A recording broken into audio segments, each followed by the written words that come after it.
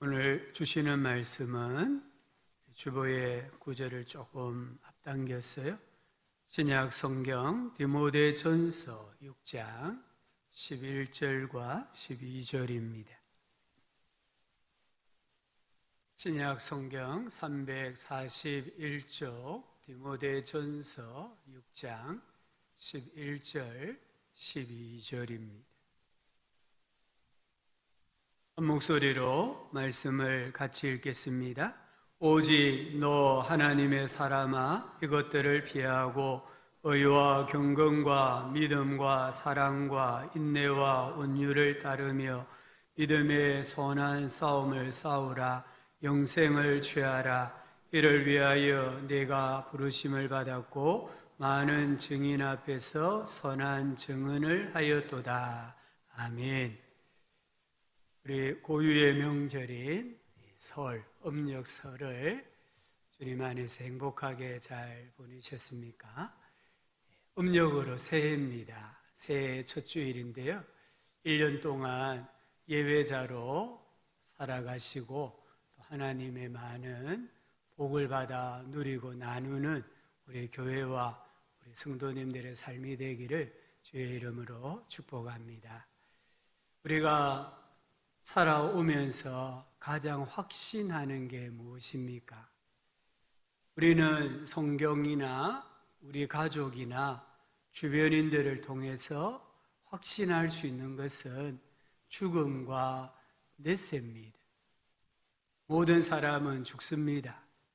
예수 안에 죽는 사람의 내세는 천국입니다. 예수 없이 죽는 사람의 내세는 지옥입니다. 요한일서 5장 12절에 아들이 있는 자에게는 생명이 있고 하나님의 아들이 없는 자에게는 생명이 없다 하셨습니다. 예수님을 하나님의 아들, 구주로 믿으십니까? 믿는 자에게는 하나님의 생명, 영원한 생명이 있는 줄 믿습니다. 이 생명은 노력으로, 공로로 얻는 게 아닙니다. 우리 구원은 예수 그리스도의 십자가의 죽음과 부활을 믿는 믿음으로 주어지는 하나님의 선물입니다. 우리 중에 그 누구도 예수님의 고난의 현장에 있지 않았습니다. 어느 누구도 예수님의 죽으심과 부활하심에 대하여 목격하지 않았습니다. 더구나 예수님의 죽음은 나의 죄에 대한 영원한 형벌이었고 예수님의 부활은 나에게 하나님의 생명을 수여하는 사건이었다라는 이 영적인 의미, 구속사적인 의미에 대해서 알지를 못했습니다. 우리의 본성으로는, 이성으로는, 세상에서 배운 지식으로는 예수님의 부활에 대한 믿음을 가질 수가 없습니다. 어떤 의미에서 우리의 이성은 예수님의 부활을 믿을 수 없다라고 외칩니다. 어떻게 예수님께서 내 죄를 대신해서 십자가에 달려 죽으실 수 있는가? 아니다. 그런 일은 있을 수 없다. 계속해서 거부하는 그런 반응을 보일 수 있습니다. 그런데 이게 웬일입니까? 우리 영혼 깊은 곳에서 성경이 말씀하시는 구원의 진리에 대하여서 아멘, 아멘, 아멘.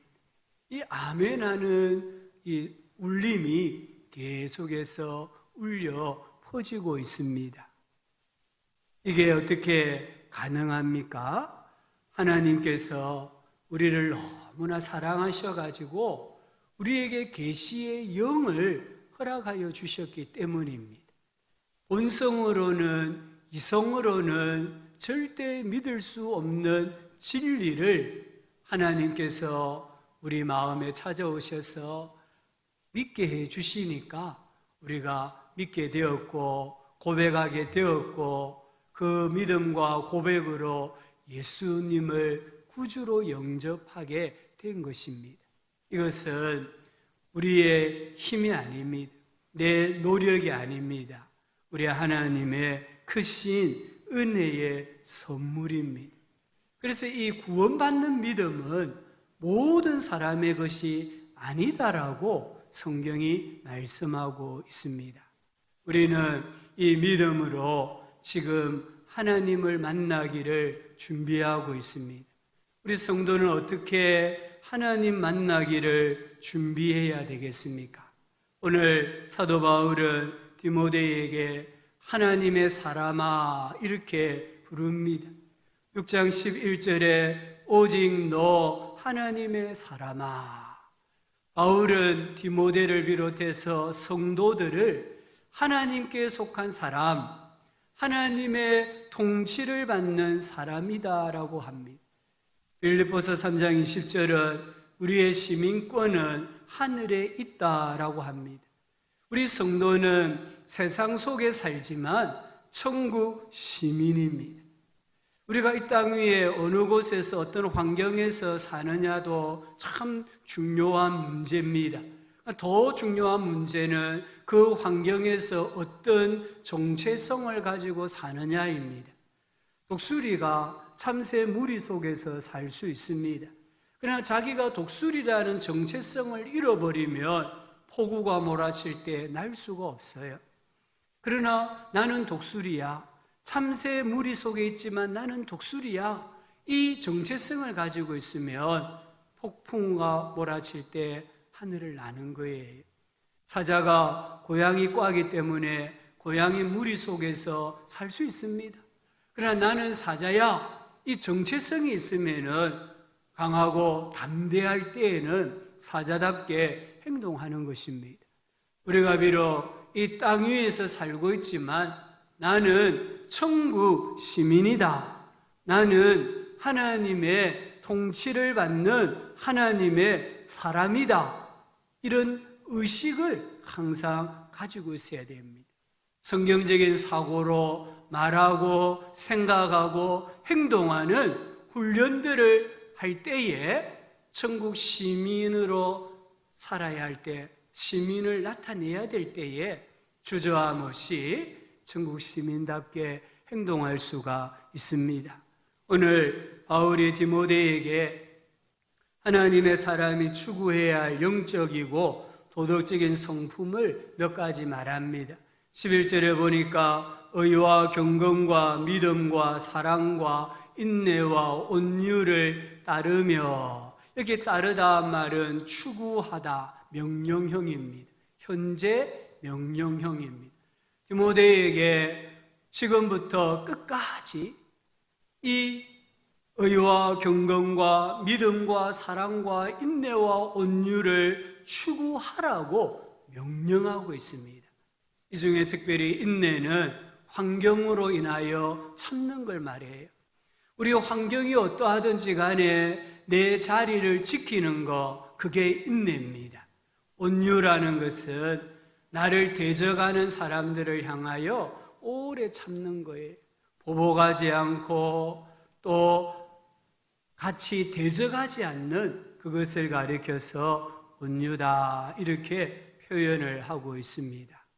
하나님의 사람은 오늘 말씀해 보니까 믿음의 선한 싸움을 싸우라고 명령합니다. 12절에 믿음의 선한 싸움을 싸우라. 여기 싸우라 이 단어는 시험에 이기기 위해 애쓰다, 이런 뜻입니다. 이 시대에 하나님의 사람으로 믿음으로 힘써 싸워야 할 삶의 영역은 어디일까요? 첫 번째는 가정입니다. 가정이 위태롭습니다. 이혼이나 졸혼이나 배우자 폭력이나 자녀 폭력, 특별히 요즘에 이 자녀들을 죽음으로 내모는 부모들의 폭력, 방치, 이런 것들이 사회적인 문제가 되고 있습니다. 이 가정을 성경적 가치관으로 세워야 합니다. 성경적 가치관으로 세우기 위해서는 부부 관계를 다시 정립하셔야 됩니다. 데살로니가전서 4장 3절 4절에 하나님의 뜻은 이것이니 분명히 하나님의 뜻이라고 했습니다. 하나님의 뜻은 이것이니 너희의 거룩함이라. 곧 음란을 버리고 각각 거룩함과 존귀함으로 자기의 아내 대할 줄을 알고. 에베소서 5장 33절은 그러나 너희도 각각 자기의 아내 사랑하기를 자신같이 하고 아내도 자기 남편을 존경하라 했습니다. 우리 성도님들 기억하셔야 됩니다. 하나님의 뜻은 배우자에게 거룩함을 지키는 것입니다. 이 시대 정신은 불륜을, 외도를 아름다운 문학이나 영화로 포장을 하고 있지만 성경은 아니라고 합니다. 성경은 배우자 간의 거룩함을 지키라고 했습니다. 부부의 도리를 지켜야 합니다. 그럴 때 이 시대 정신을 극복할 수가 있습니다. 또 뭐라고 했습니까? 존귀하게 여기라고 했습니다. 특별히 우리 한국의 부부들은 이 존귀하게 여기라는 말씀을 꼭 기억하셔야 됩니다. 나의 배우자를 존귀하게 여겨야 됩니다. 정말 함께 은혜를 받고 생명을 이어받는 대상으로 존귀하게 여길 때에 가정이 세상의 정신에 물들지 않고 변질되지 않습니다. 그리고 사랑하셔야 됩니다. 존경하셔야 됩니다. 전도서 9장 9절에는 내 헛된 평생의 모든 날 곧 하나님이 해 아래에서 내게 주신 모든 헛된 날에 내가 사랑하는 아내와 함께 즐겁게 살지어다. 그것이 내가 평생에 해 아래에서 수고하고 얻은 내 몫이라 하셨습니다. 우리 부부들은 함께 하셔야 됩니다. 희로애락을 함께 하셔야 됩니다. 이 땅 위에 함께 있을 때에 서로에게 잘 대해 주셔야 됩니다. 그래야 가정이 든든하게 세워지는 거예요. 두 번째는 가정에서 또 중요한 문제가 자녀 양육입니다. 우리 부모의 가장 중요한 책임은 자녀 양육입니다. 우리 부모님들은 자녀들의 신앙을 다른 사람에게 맡기면 안 됩니다. 이 자녀들이 주일학교에 가는지를 점검하셔야 되고 이 자녀들의 신앙을 주일학교에 또는 주일학교 선생님들에게만 맡기면 안 됩니다. 부모가 자녀를 하나님을 경외하도록 직접 가르치고 양육해야 됩니다. 우리 부모님들은 우리 자녀들의 그 연령에 맞는 눈높이 교육을 하셔야 돼요. 우리 아이들이 10대에 20대에 겪는 고민이나 범죄의 유혹은 다르다고 합니다. 우리 자녀가 지금 실험하고 있는 죄가 무엇인가를 살펴야 됩니다. 행동을 점검하고 영혼이라는 관점에서 자녀들의 삶을 지키고 돌보아 주어야 합니다. 우리 부모는 자녀에게 천국과 지옥에 대해서 분명히 말해 주어야 합니다. 우리 자녀들의 영혼은 너무너무 귀합니다. 그 자녀들의 영혼도 죽음 이후에는 내세에 가게 되어 있습니다. 어느 곳에 가느냐, 부모님들이 자녀들에게 어떤 내세에 대하여 가르쳐 주느냐에 따라 달려 있습니다. 윌리엄 폴슨이라는 분은 뜻밖의 우연히 하나님과의 관계가 깊어지는 일은 없다라고 했습니다. 우리 자녀들을 이대로 방치해 두어도 어느 때가 되면은 우연히 하나님과 깊은 관계가 될 거야, 이렇게 생각하면 안 된다는 것입니다. 세 번째는 우리 가정의 또 중요한 문제는 물질관입니다. 디모데전서 6장 6절에 그러나 자족하는 마음이 있으면 경건은 큰 이익이 된다 했습니다. 음력 설을 맞이해서 사람들에게 로또 복권 1등에 당첨이 되면 뭘 하겠냐고 질문을 했습니다. 대부분의 사람들이 집을 사겠다고 했습니다. 그중에 어떤 사람은 개인 빚, 채무를 갚겠다라고 했습니다. 뭘 보여줍니까? 이 시대의 정신이 너무나 물질적이라는 거예요. 돈. 돈이 최고라고 생각하고 가정도 물질 위에 세우려고 하는 경향이 있다는 걸 보여줍니다. 우리 믿음의 부모님들은 더 많은 물질을 벌기 위해서 가정을 희생하면 안 됩니다. 가족, 특별히 자녀들과의 아름다운 관계를 맺는 일을 물질 때문에 희생하는 그런 잘못을 범해서는 안 된다는 것을 꼭 기억을 해야 합니다. 우리 가정을 시대의 정신으로 가꾸는 것이 아니라 이 시대 정신을 극복하고 거룩함과 존귀함과 사랑과 기둥이라는 그 기둥을 잘 세워서 하나님이 인정해 주시는 가정으로 세워가야 합니다. 두 번째, 우리가 믿음으로 싸워야 될 영역은 교회입니다. 이 시대에 가장 곤욕을 치르는 곳이 있다고 한다면 교회일 것입니다. 이단의 영향이나 근본주의 신앙의 탓도 있지만 오늘 성도님들의 교회관이 잘못되어 있습니다. 이 교회를 그냥 신앙 동호회쯤으로 생각합니다. 탁구 동호회나 산악 동호회, 골프 동호회 이런 하나의 동호회쯤으로 생각하고 교회를 오고 가는 사람이 있다는 거예요. 또 어떤 사람은 교회를 영적 쇼핑센터로 생각합니다. 이번 주는 이 교회, 다음 주일은 저 교회. 그래서 떠돌아다니는 교회를 그냥 탐방하는 신자들이 늘어나고 있습니다. 교회를 어떤 문화센터, 문화 강좌 이런 것으로 생각하는 사람들도 늘어나고 있습니다.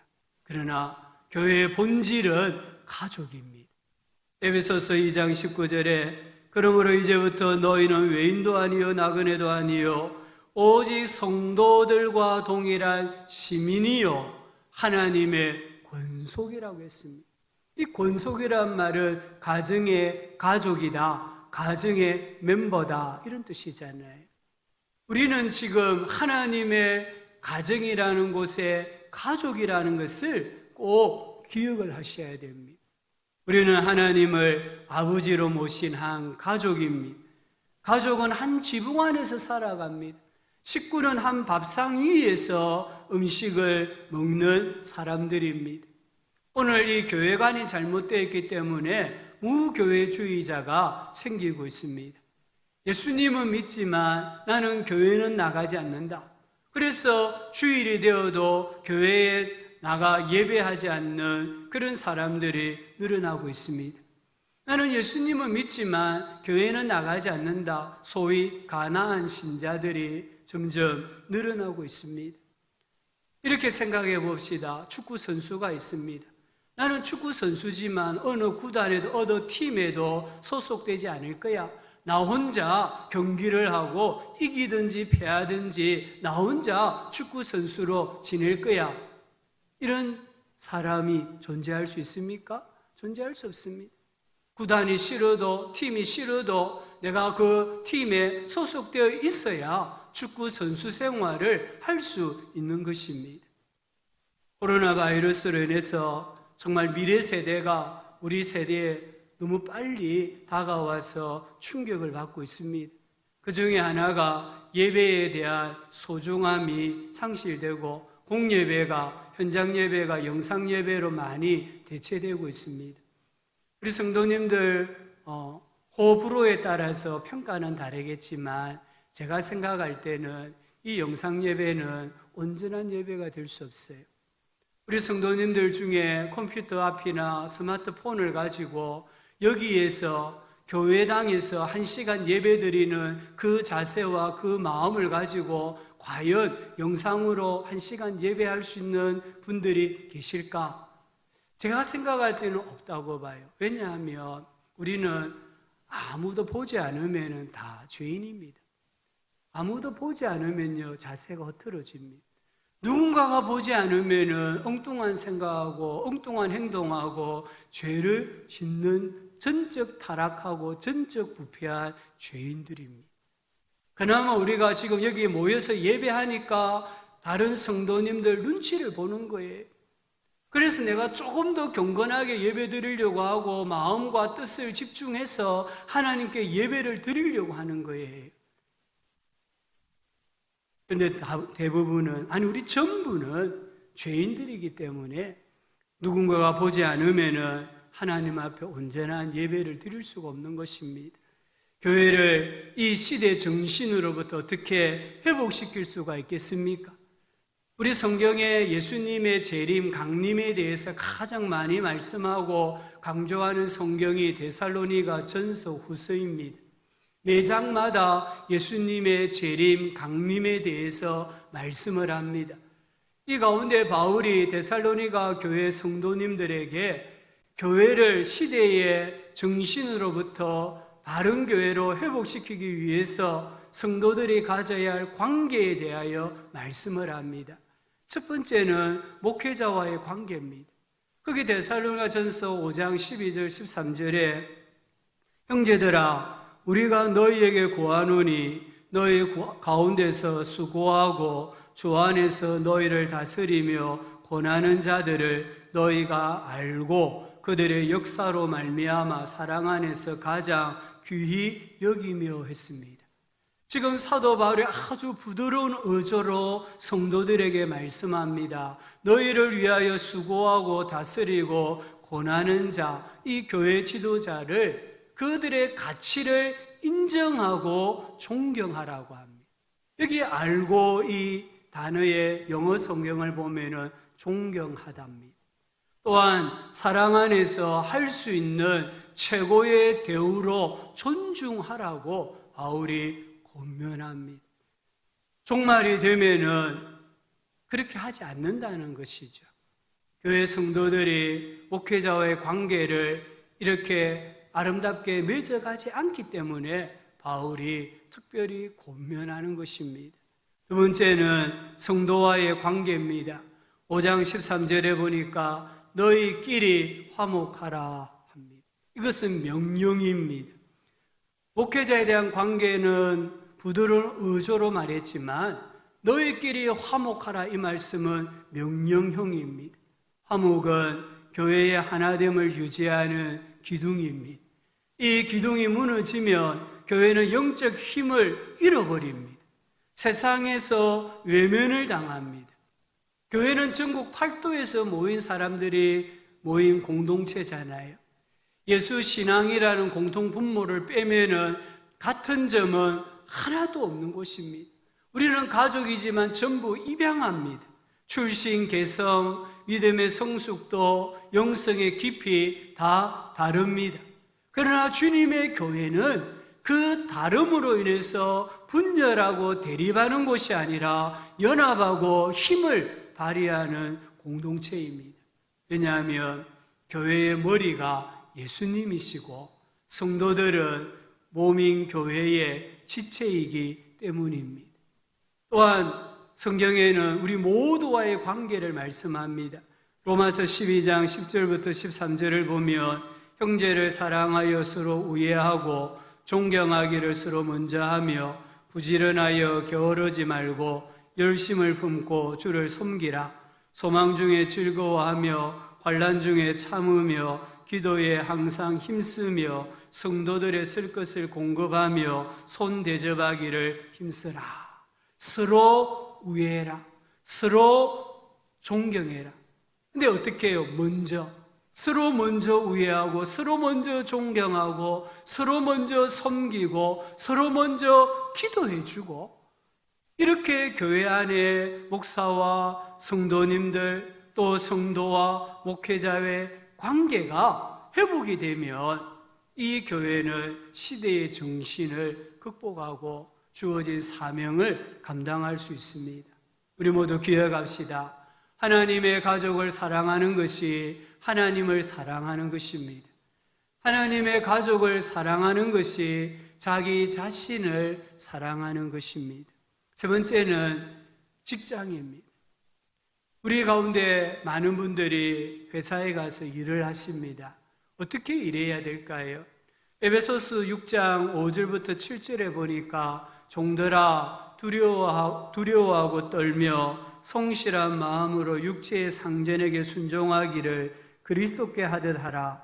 눈가림만 하여 사람을 기쁘게 하는 자처럼 하지 말고 그리스도의 종들처럼 마음으로 하나님의 뜻을 행하고 기쁜 마음으로 섬기기를 주께 하듯 하고 사람에게 하듯 하지 말라. 이는 각 사람이 무슨 선을 행하든지 종이나 자유인이나 주께로부터 그대로 받을 줄을 알미라.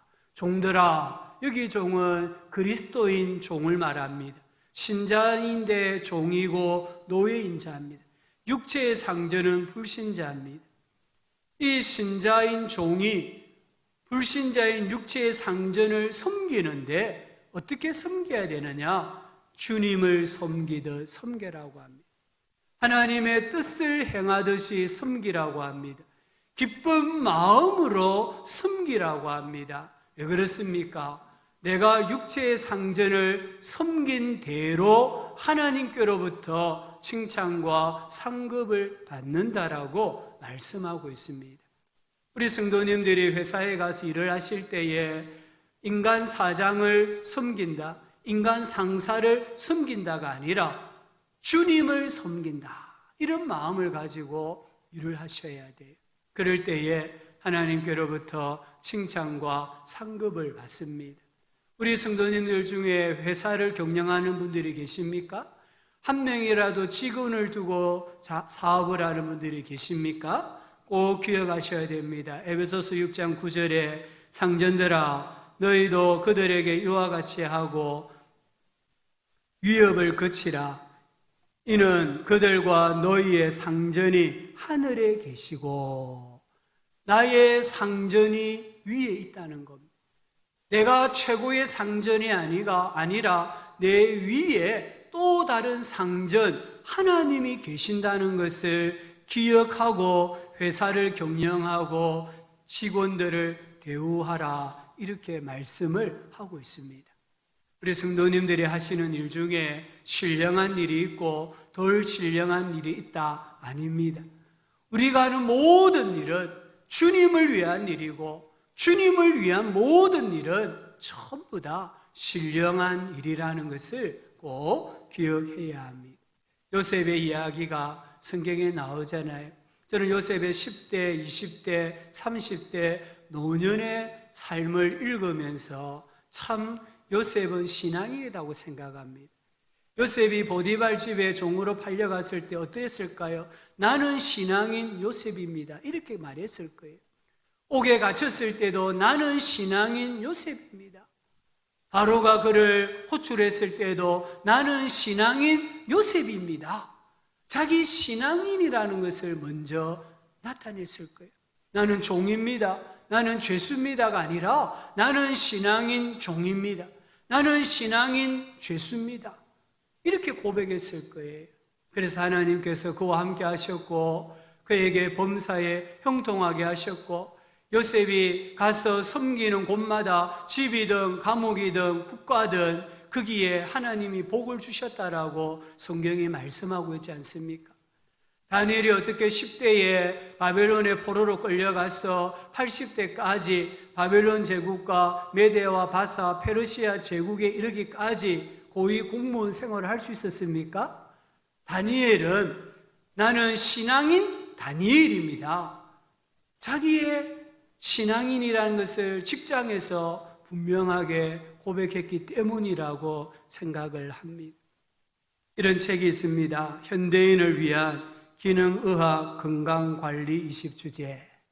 이 책의 저자는 최진석 원장입니다. 이분은 하동읍에서 그야말로 작은 조그마한 병원을 친구와 함께 운영하고 계십니다. 저도 정말 하나님의 그 섭리 가운데 이 의사 선생님을 만났어요. 만나서 아내와 저도 좀 치료도 받고 몸이 많이 좋아졌는데 이번에 이분이 이 책을 썼더라고요. 이 책의 추천사를 누가 했냐면 합동신학대학원의 정창균 총장이라는 분이 하셨어요. 이분이 추천사에 이런 내용을 실었습니다. 이렇게 제안을 했다고 합니다. 서울 강남에서 개업하면 정말 잘 될 것 같다, 진짜 진지하게 제안을 했대요. 그러니까 이 최진석 원장이 하는 말이 무엇이냐면, 총장님, 제가 서울 가서 개업하면 지금보다 10배는 더 환자를 보아야 합니다. 무슨 말입니까? 10배 더 돈 번다는 거예요. 그러면 저는 하루에 성경 한 절도 읽을 수 없게 됩니다. 저는 그렇게는 살고 싶지 않습니다. 이분은 돈을 버는 게 목적이 아니라는 거예요. 신앙을 지키면서 어떻게 자기에게 주어진 의사라는 직업을 감당해낼 수 있느냐에 인생의 목적이 있는 것이에요. 이번 책에 이렇게 자기를 소개합니다. 저는 신앙인 기능의학 의사입니다. 저는 놀랐습니다. 소름이 돋았습니다. 자기를 묘사할 때 나는 가정의학과 의사입니다, 나는 기능의학 의사입니다가 아니라 나는 신앙인 기능의학 의사입니다. 저의 소명은 신앙인으로 사는 것이고 저의 사명은 환자의 건강을 책임지는 것입니다. 신앙인 요셉입니다. 신앙인 다니엘입니다. 똑같은 고백이잖아요. 나는 신앙인 의사입니다. 이분은 신앙인 의사라는 이 직업을 감당하기 위해서요, 종합병원에서 불치병이라는 판단을 받고 환자가 왔는데 이 사람이 나을 가능성이 있는가를 연구하기 위해서 2주 동안 300편의 논문을 밤새 읽은 분이라고 합니다. 진정한 신앙인 의사잖아요. 또 7.8기 무릎병령이라는 책이 있습니다. 이 책의 저자는 최복이라는 분입니다. 이 책의 이야기는 본죽 이야기입니다. 이 본죽은 크리스찬 기업입니다. 이 회사에는 어느 회사처럼 배달 기사가 있습니다. 근데 그 배송 기사를 배송 매니저라고 부른다고 합니다. 배송 매니저라는 명찰을 달아주고 회식 자리도 마련하고 교육도 시킵니다. 새벽 4시에는 이 최복의 회장과 직원들이 커피를 타서 이 배송 매니저들에게 나누어 주고요. 겨울에는 텀블러를 제작해서 선물해 주고요. 배송 중에 다치면은 회사에서 치료비를 지급하고요. 매장의 직원들은 이모 아줌마가 아니라 대리님, 과장님 이런 직급으로 부른다고 합니다. 일용직과 아르바이트생도 정직원처럼 섬기고 대우한다고 합니다. 이 본죽의 회사가 얼마나 많이 성장했습니까? 진정한 신앙인 기업가의 모습을 우리에게 보여주고 있습니다. 여기 가정, 교회, 직장은 하나님 만나기를 준비하는 사람들이 가장 치열하게 싸워야 할 믿음의 자리입니다. 잠시라도 깨어있지 않으면 마귀가 역사하는 곳입니다. 또 이 세상에 정신이 들어와서 변질되기 쉬운 공동체입니다. 이 공동체에서, 가정에서, 교회에서, 직장에서 우리는 내가 하나님을 믿는 하나님의 사람이라는 것을 나타내 보여야 합니다. 우리 이 가정과 교회와 직장을 정말 하나님이 인정해 주시는 내 믿음의 현장으로 만들려고 하면 중요한 인식의 변화가 하나 있어야 합니다. 사람에 대한 생각이 변해야 합니다. 이 시대 정신은 우리 사람을 인격으로 대우하지 않습니다. 하나의 도구나 수단이나 징검다리로만 생각하고 대합니다.